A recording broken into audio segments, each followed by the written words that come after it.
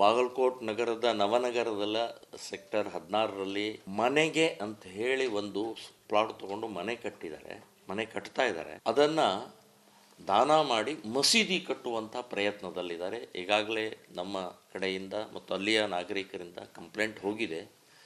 Immediate ನಾನು ನಿಲ್ಲಿಸಬೇಕು, ಇಲ್ಲಾದರೆ ನಾವು ನುಗ್ಗಿ ಒಡೆದು ಹಾಕಬೇಕಾಗತ್ತೆ ಅಂತನ್ನುವಂಥದ್ದು ಎಚ್ಚರಿಕೆ ಕೊಡ್ತಾ ಇದ್ದೀನಿ.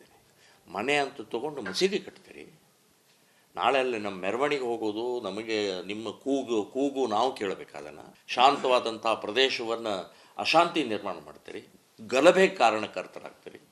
ಸೊ ಇಮ್ಮಿಡಿಯೇಟ್ ಆ ಸೆಕ್ಟರ್ 16ರ ಏನು ಒಂದು ಕಟ್ಟಡ ನಿರ್ಮಾಣ ಆಗ್ತಾ ಇರುವಂಥದ್ದನ್ನು ನಿಲ್ಲಿಸಬೇಕು.